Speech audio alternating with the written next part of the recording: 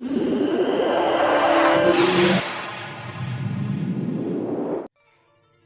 टीलों के अंदर जा रहे थे। ये टीले चौड़े थे, कोई ऊंचा नहीं था, कहीं कहीं कोई रेतली चट्टान भी नजर आती थी।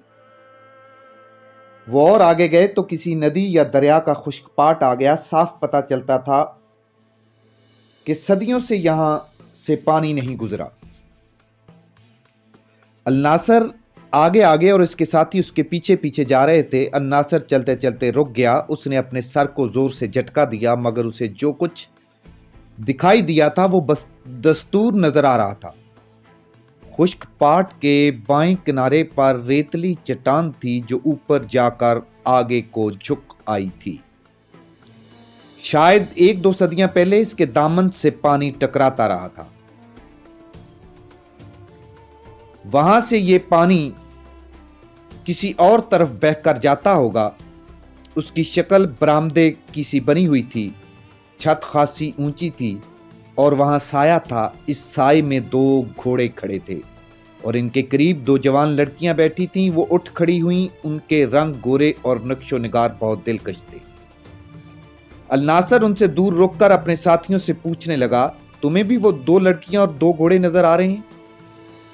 उसके वो 2 साथी जो वाहमों और तसव्वुरों का शिकार हो चुके थे खामोश रहे। एक ने कहा, धुंध है, कुछ भी नजर नहीं आ रहा, और वो गिर पड़ा। उसका वो साथी जो ज़हनी लिहाज से भी ठीक था सरगोशी में बोला, मैं नहीं देख रहा हूं, अल्लाह हम पर रहम करे। अलनासर ने कहा, हम दोनों के भी दिमाग मौफ हो गए हैं। हमें भी वो चीजें नजर आने लगी हैं जो हकीकत में नहीं हैं। जहन्नम के इस वीराने में इतनी खूबसूरत लड़कियां नहीं हो सकती। अगर इनका लिबास सहराई खाना बदोचों जैसा होता तो हम कह सकते थे कि ये तसव्वुर नहीं, हकीकत है। उसके साथी ने कहा, आगे चलो, साए में बैठ जाते हैं। ये लड़कियां नहीं, हमारे जहनों का फतूर है। मगर मैं होश में हूं, अलनासर ने कहा, मैं तुम्हें पहचान रहा हूं, तुम्हारी बात समझ गया हूं, मेरा दिमाग मेरे काबू में है। मैं भी होश में हूं, इसके साथी ने कहा, अगर हम हकीकत में लड़कियां देख रहे हैं तो जिन्नात होंगे। लड़कियां इसी तरह बेहिस्स हरकत खड़ी इन्हें देख रही थीं जैसे बुत हों। अलनासर दलेल आदमी था। वो आहिस्ता आहिस्ता उनकी तरफ बढ़ा। लड़कियां गायब ना हुईं। वो इनसे 4-5 कदम दूर था जब एक लड़की ने, जो दूसरी से उम्र में कुछ बड़ी लगती थी, दायां बाजू अलनासर की तरफ किया। लड़की की मुट्ठी बंद थी। उसने शहादत की उंगली और दरमियानी उंगली आगे कर दी। अलनासर रुक गया। उसने इतनी खूबसूरत लड़कियां पहले कभी नहीं देखी थीं। सर की ओढ़नी से उनके जो बाल शानों पर पड़े नजर आते थे वो बारीक रेशम के तार लगते थे।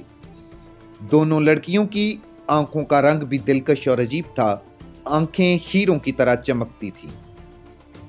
तुम सिपाही हो? बड़ी लड़की ने कहा। किसके सिपाही हो? सब कुछ बताऊंगा, अलनासर ने कहा। मुझे ये बता दो, तुम सहरा का धोखा हो या जन्नात की कोई मखलूक? हम जो कुछ भी हैं, तुम बताओ कौन हो, इधर क्या करने आए हो? लड़की ने पूछा। हम सहरा का फरेब नहीं हैं। तुम हमें देख रहे हो, हम तुम्हें देख रही हैं। हम सुल्तान सलाउद्दीन अय्यूबी के छापा मार सिपाही हैं, अलनासर ने कहा। रास्ता भूल कर इधर आ निकले। अगर तुम जिन्नात में से हो तो तुम्हें हजरत सुलेमान अलैहिस्सलाम का वास्ता, मेरे इन साथियों को पानी पिला दो। इसके इव्ज मेरी जान ले लो, ये मेरी जिम्मेदारी में है। अपने हथियार हमारे आगे फेंक दो। लड़की ने अपना बाजू नीचे करते हुए कहा, हजरत सुलेमान अलैहिस्सलाम के नाम पर मांगी हुई चीज से हम इनकार नहीं कर सकते। अपने साथियों को साए में ले आओ। अलनासर ने अपने वजूद में एक लहर दौड़ती महसूस की, जैसे सर से दाखिल हुई और पांव से निकल गई हो। वो इंसानों का मुकाबला करने वाला जांबाज था। उसके शब खून उनके साथियों को हैरान कर दिया करते थे, मगर इन लड़कियों के आगे वो बुज़दिल बन गया। उसके दिल पर ऐसा एक खौफ की गिरफ्त थी जो उसने कभी महसूस नहीं की थी। वो जिन्नात की कहानियां सुनता रहा था। जिन्नात से कभी आमना सामना नहीं हुआ था। उसे हर लम्हा तवक्को थी कि ये 2 लड़कियां, 2 घोड़े गायब हो जाएंगे या शक्लें बदल लेंगे। इनके खिलाफ वो कुछ नहीं कर सकता था। वो बेबस और मजबूर हो गया। उसने अपने साथियों से कहा, वो साए में चलें। उनमें से एक तो बेहोश होकर गिर पड़ा। वो उसे घसीट कर साए में ले आए। अपने मुतल्लक बताओ, तुम क्या करके आए हो? लड़की ने पूछा। पानी पिलाओ, अलनासर ने इल्तिजा की। सुना है जिन्नात हर चीज हाजिर कर दिया करते हैं। घोड़ों के साथ मशकीज़ें हैं। लड़की ने कहा, एक खोल लो। अलनासर ने एक घोड़े की जीन के साथ बंधा हुआ मशकीज़ा खोला, पानी से भरा हुआ था। उसने सबसे पहले बेहोश साथी के मुंह में पानी टपकाया। उसने आंख खोली और उठ बैठा। अलनासर ने मशकीज़ा उसके मुंह से लगा दिया, लेकिन उसे ज्यादा पानी ना पीने दिया। बारी बारी सबने पानी पी लिया। अलनासर का दिमाग साफ हो गया। उसने सोचा कि ये लड़कियां तसव्वुर या वहमा होता तो दिमाग में जान आ जाने से ये वहमा गायब हो जाता, लेकिन लड़कियां वहां मौजूद थीं और सबसे बड़ी हकीकत ये थी कि उसने पानी पिया था। अगर पानी महज तसव्वुर होता, उससे उसके जिस्म में ताजगी ना आती।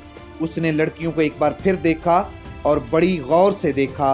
अब वो उसे और ज्यादा हसीन नजर आईं। वो यकीनन इंसान नहीं थी। अलनासर की ज़हनी, जज्बाती और जिस्मानी कैफियत ये थी कि उसे अपने ऊपर कोई इख्तियार नहीं था। वो महसूस कर रहा था कि वो अपनी मर्जी से सोचने के काबिल नहीं रहा। उसके साथियों के चेहरों पर जिंदगी औद कर आई थी।